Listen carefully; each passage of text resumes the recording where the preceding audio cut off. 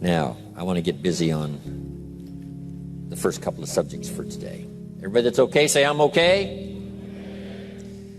Here's the first subject that I've found so interesting. I want to share it with you. Then I want to talk about personal development, the subject that I started listening to age 25 that revolutionized my whole life, from my mentor, Mr. Earl Schoaf.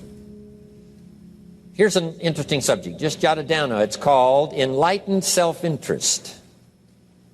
Enlightened self-interest. It's a fascinating study to study the idea of self-interest. But just make this note, all of us, have self-interest.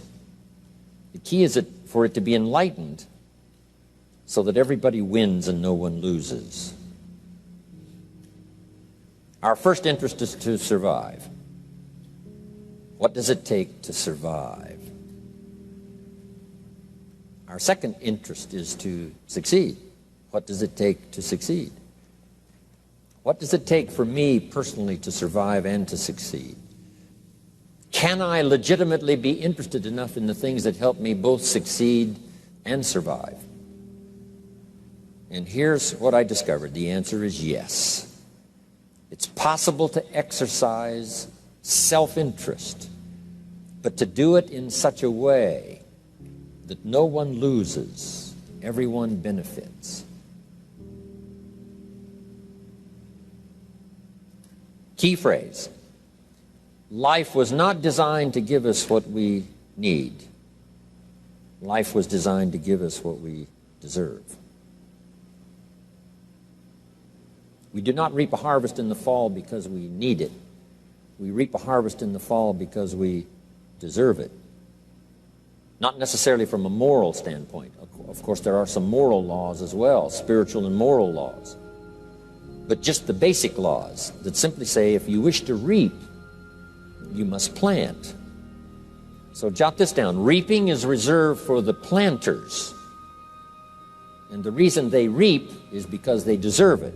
They're the planters. They deserve to reap. Interesting Bible phrase that says, if you keep knocking, you'll find open doors. Good phrase to jot down. If you keep knocking, you'll find open doors. Doors of opportunity. Doors of a chance to meet someone. Doors open for association.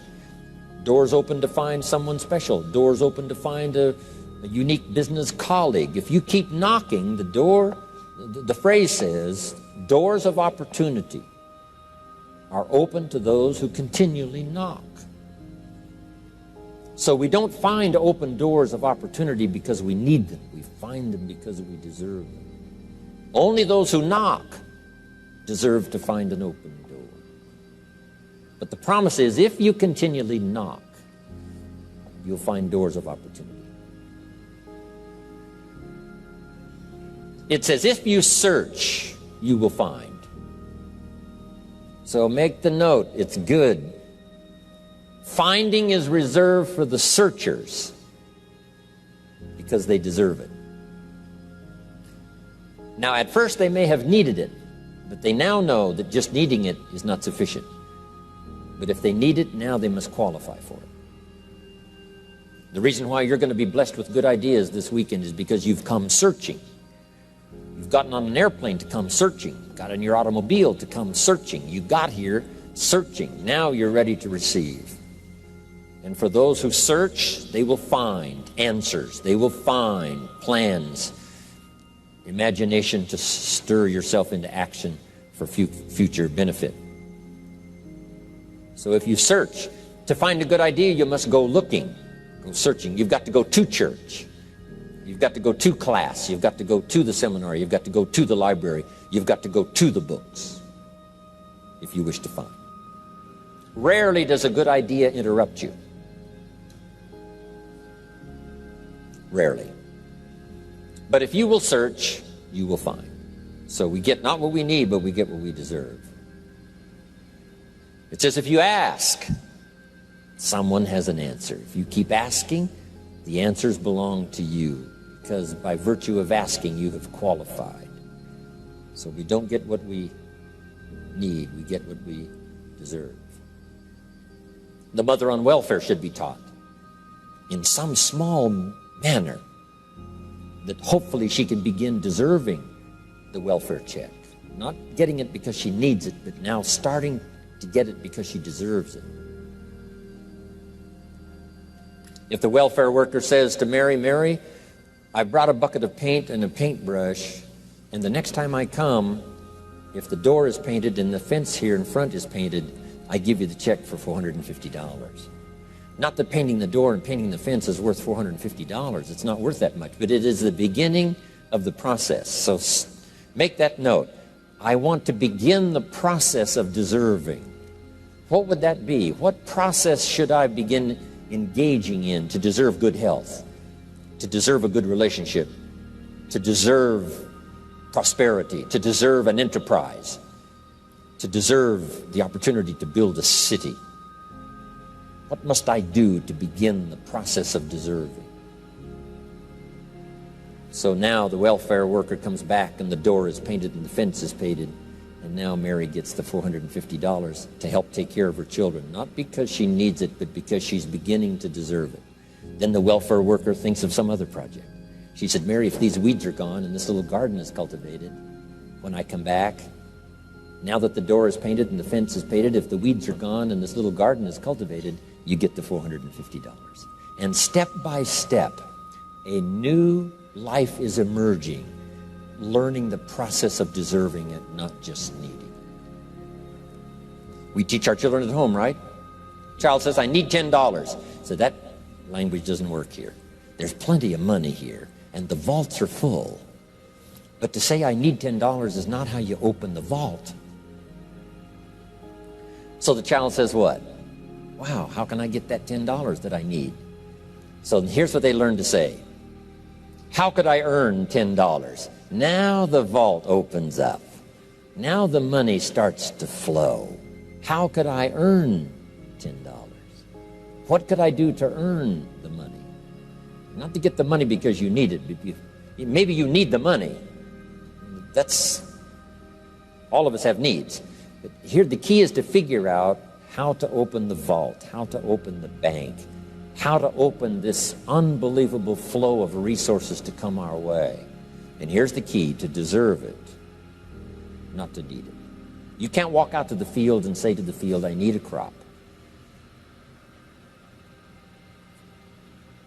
Here's what the field says. Here's what the ground says. Who is this clown that brings me his need but brings me no seed?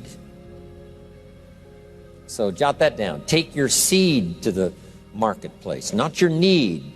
Don't disclose your need to the marketplace, only your willingness. We'll talk about that a little later today.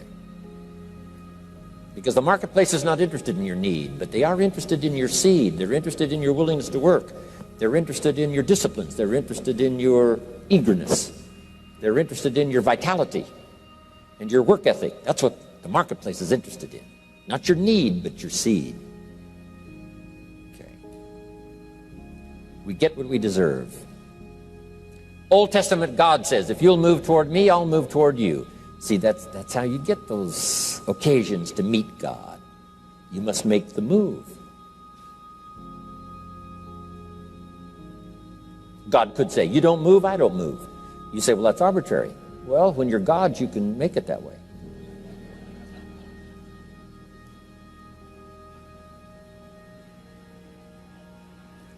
So, the law says if you wish to receive, now let's talk about enlightened self-interest. If you wish to receive, and we would call the wish to receive self-interest. But if it's enlightened self-interest, here's what it says. I understand that in order to receive, I must give. Receiving is reserved for those who give. Receiving is not reserved for those who need it. It's reserved for those who deserve it. We deserve the receiving by giving. In fact, there's an extraordinary phrase in this little context, and here's what it says. It's better to give than it is to receive. Now, the uneducated person would find that difficult to ponder. Why would it be better to give than it is to receive? So let me give you one of the better phrases for the day. Here it is. Giving starts the receiving process. So of course it's better to give than it is to receive. How much receiving do you wish?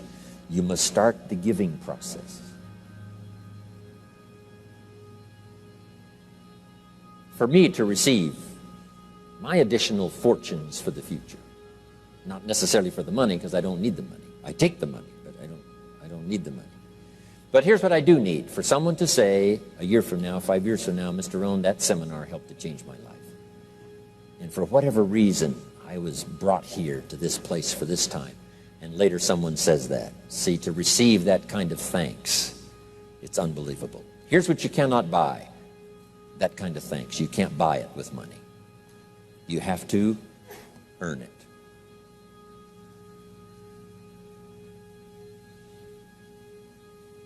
Now let's expand a little further now. That it's called the law of riches and wealth. In our own self-interest, if we wish to be rich and wealthy and prosperous and healthy and all the valuable things we can think of for the human experience, how could we get there? It's understanding the law of enlightened self-interest and the law of deserving. The question was asked in the Bible, how can we be great? What is the key to greatness? Great wealth, great return, great accolades, trophies to put on the mantle above the fireplace. How can we get great respect, great riches, great abundance for ourselves? How can we get that? And the answer was given, and here was the answer: find a way to serve. Find a way to serve the many. So I paraphrase it to read this: service to many leads to greatness. Service to many leads to greatness. Someone says, well, about the best I can do is take care of myself.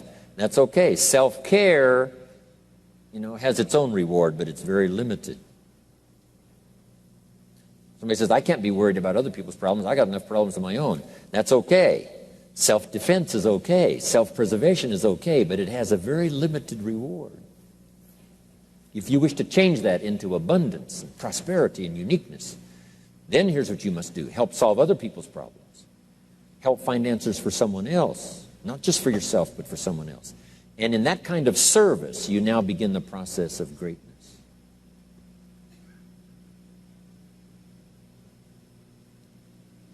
Someone asked the question, how can I be ruler over many?